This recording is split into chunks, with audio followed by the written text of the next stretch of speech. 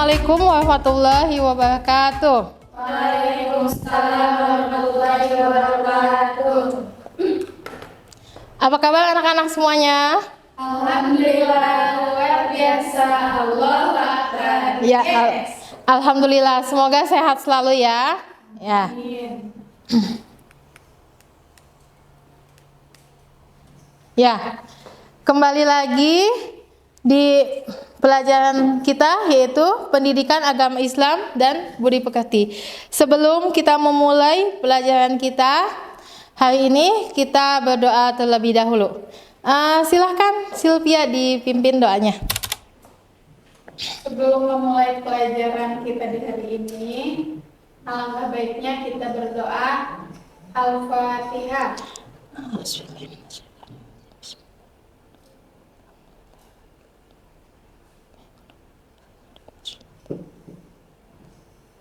Berdoa selesai. Ya, sebelum kita memulai pelajaran kita hari ini, kita membaca surat pilihan dulu ya. Membaca surat Asy-Syams. Ya, silakan dipimpin oleh Mutiara.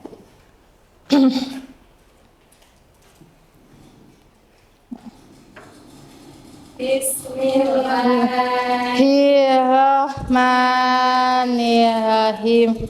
Wasyamsi wadwahaha wal qamari idza talaha wan nahari idza jallaha idza yaghshaha was samai wa ma banaha wal ardi wa ma tahaha wan nafsi wa ma sawaha fa'alhamaha fujuraha wa taqwaha qad aflaha man zakkaha wa qad khaba man dassaha samudu bi tagwaha idzim ba'asa ashqaha faqala lahum rasulullah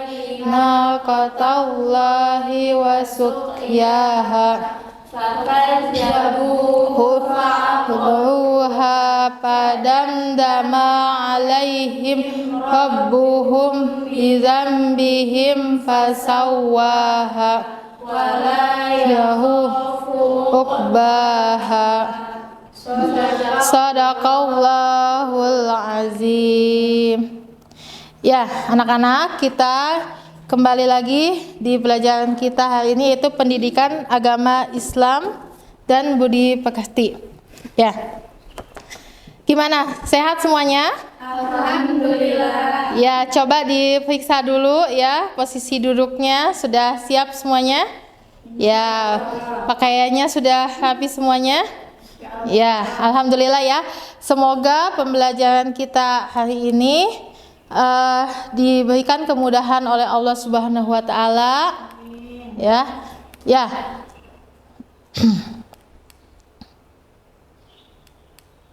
Minggu yang lalu kita sudah mempelajari masih ya bab 1, yaitu dalam judul apa? Al-Quran dan hadis sebagai pedoman hidup. Ya, minggu yang lalu juga sudah menghafal ya. Alhamdulillah sudah hafal surat An-Nisa ayat 59 dan Quran surat An-Nahl ayat 16. Nah, anak-anak, hari ini insya Allah kita masuk ke dalam pertemuan yang ketiga, ya, di mana tujuan pembelajaran hari ini yaitu melalui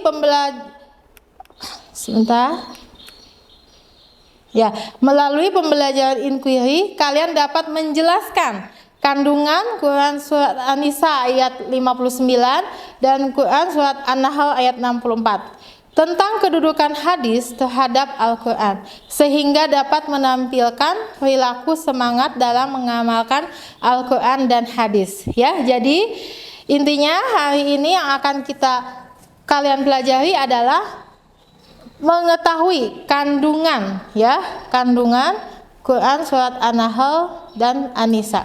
Ya, anak-anak, seperti yang minggu lalu sudah Ibu sampaikan kepada kalian, bahwasanya Al-Quran sebagai mukjizat yang Allah turunkan kepada Nabi Muhammad SAW, ya, dan hadis. Masih ingat hadis apa? Ya, nanti akan dijelaskan ya.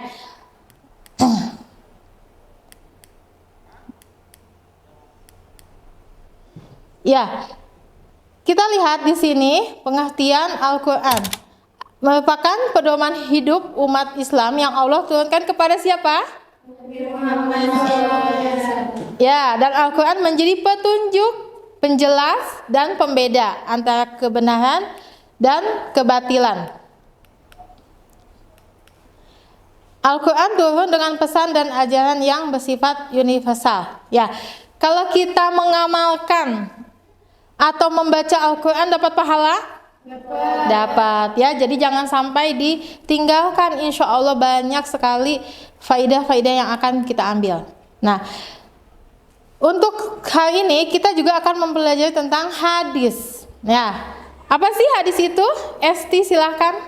Secara bahasa artinya adalah sesuatu yang baru menurut para ahli hadis. Hadis merupakan segala perkataan, perbuatan, hal ihwal, peristiwa, masalah, kejadian, dan ketetapan lainnya yang disandarkan kepada Nabi Muhammad SAW. Kemudian dari definisi tersebut dapat kita pahami bahwa hadis adalah segala perkataan, perbuatan yang mencakup seluruh peristiwa, kejadian, dan masalah serta ketetapan lainnya yang disandarkan kepada Nabi Muhammad SAW. Ya, jadi anak-anak, selain Al-Quran juga ada hadis, yang dimana hadis juga menjadi sumber dalam ajaran Islam. Hadis adalah sumber hukum yang kedua setelah Al-Quran. Ya, orang yang beriman kepada Al-Quran sebagai sumber hukum Islam juga harus percaya pada hadis sebagai sumber hukum Islam. Ya, bisa difahami? Ya. Jadi pedoman hidup kita yang pertama apa? Al-Quran. Nah, yang kedua apa? Hadis. Nah, hadis itu disandarkan kepada Nabi Muhammad SAW. Jadi kita kalau merasa mencintai dan kita harus mencintai Nabi Muhammad, kita harus melaksanakan sunnah yang dilakukan oleh Nabi Muhammad SAW.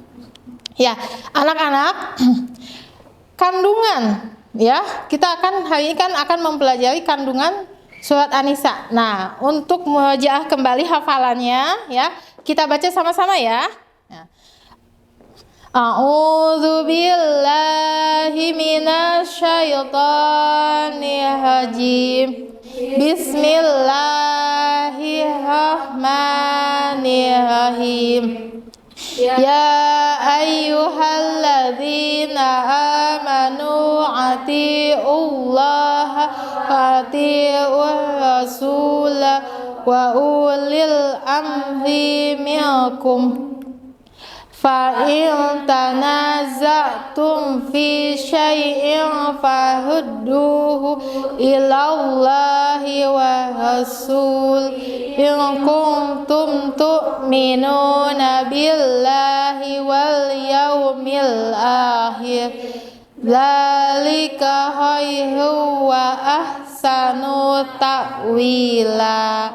Ya, coba Hasya, artinya apa? Wahai orang-orang yang beriman, taatilah Allah dan taatilah Rasul dan ulil amri, pemegang kekuasaan di antara kamu. Kemudian jika kamu berbeda pendapat tentang sesuatu, maka kembalikanlah kepada Allah dan Rasul. Jika kamu beriman kepada Allah dan hari kemudian, yang demikian itu lebih utama bagimu dan lebih baik akibatnya. Ya. Lanjut, kita baca kembali ya surat An-Nahl ayat 64. A'udzu billahi minasyaitonir rajim. Bismillahirrahmanirrahim.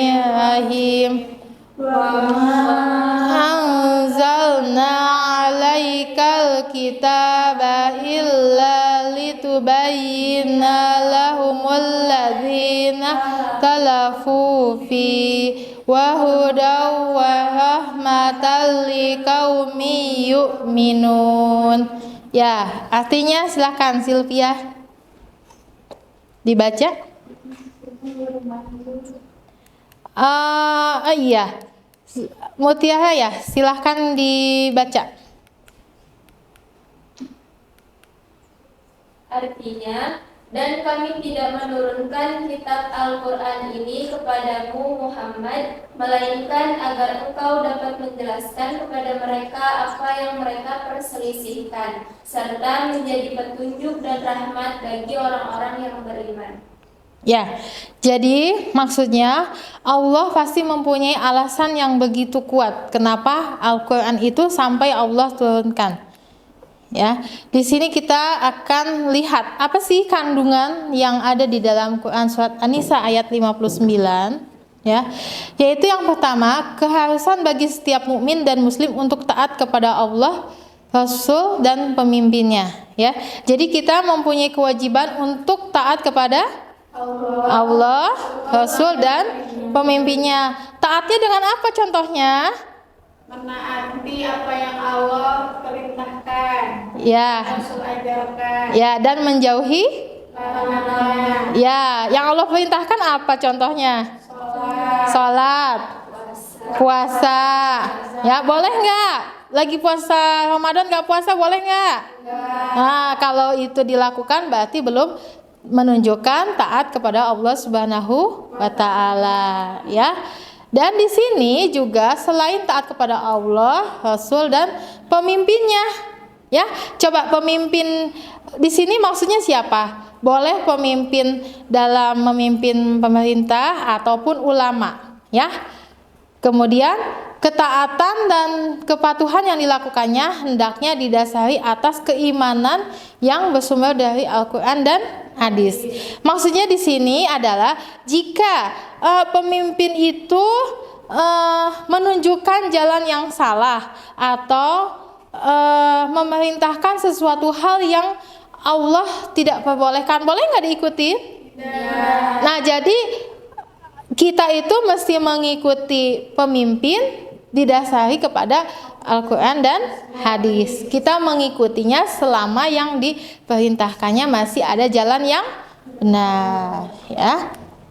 Kemudian yang ketiga yaitu keharusan menaati pemimpin yang benar. Nah, ini ya tadi yang sudah dijelaskan, yaitu pemimpin yang perintah dan tindakannya tidak bertentangan dengan nilai-nilai yang terkandung dalam Al-Quran dan hadis. Selama pemimpin memerintah kebenaran, wajib hukumnya untuk ditaati dan dipenuhi. Begitu pula sebaliknya. Paham sampai sini? insyaallah. Ya, coba untuk Quran surat An-Nahl dibaca ya. Najwa. Ya. Yang ke satu apa? Sebagai dasar dan pedoman yang dapat membuka pikiran untuk dapat menilai kebenaran atas bimbingan wahyu. Ya.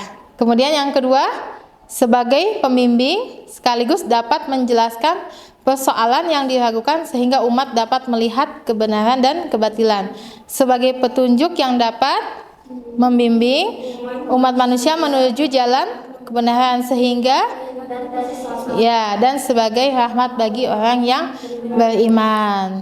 Ya, selain Al-Quran, ya ada juga hadis ya sebagai sumber ajaran Islam. Nah, di sini hadis mempunyai fungsi, ya. Fungsinya ada dibagi menjadi berapa? 4. Yang ke satu apa, Esti? Bayan takrir, Ya, yang kedua, bayan tafsir, ketiga, bayan tafsir, yang keempat. bayan tabdil. Oke, bayan takhir itu apa? Memperjelas isi Al-Quran, ya.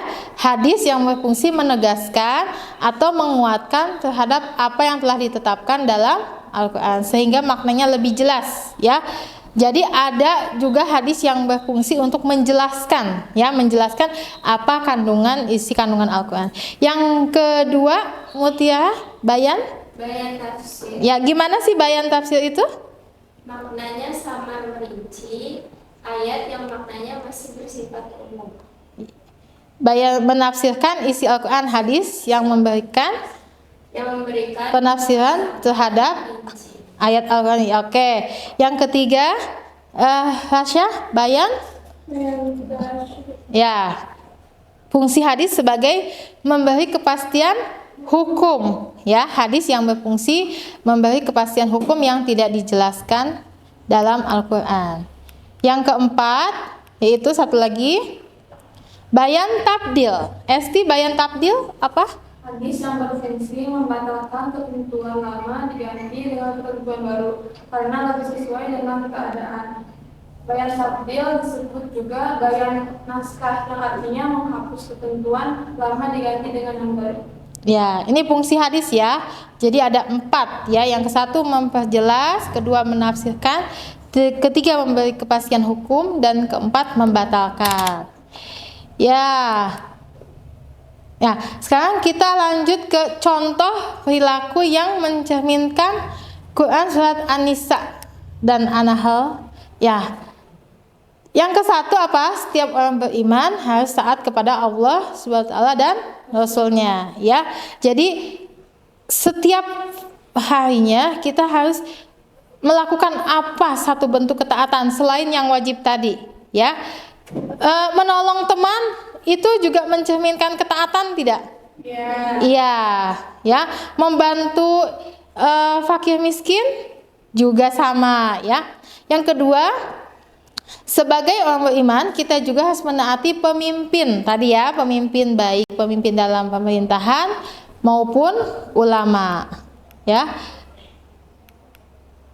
Maupun ulama selama perintahnya tidak bertentangan dengan syariat Islam. Ya, coba Sylvia berikan contoh menaati pemimpin itu yang baik itu yang bagaimana? Menaati pemimpin yang mana ketika pemimpin itu memerintahkan kepada bawahannya sesuai dengan syariat yang diajarkan oleh agama Islam. Ya, boleh nggak yang tidak diajarkan oleh syariat Islam kita ikutin, boleh tidak? Tidak. Walaupun dia pemimpin, tidak boleh ya. Kemudian selalu mengembalikan setiap permasalahan kepada Al-Quran dan hadis. Kadang nanti ya kalian dalam kehidupan pasti menemukan ini tuh boleh nggak ya, ini tuh boleh nggak ya, ya. Nah, kita lihat lagi kepada apa yang menjadi sumber ajaran Islam, yaitu Al-Quran dan hadis. Kalau misalkan di dalam Al-Quran dijelaskan tidak boleh, boleh kita melakukannya?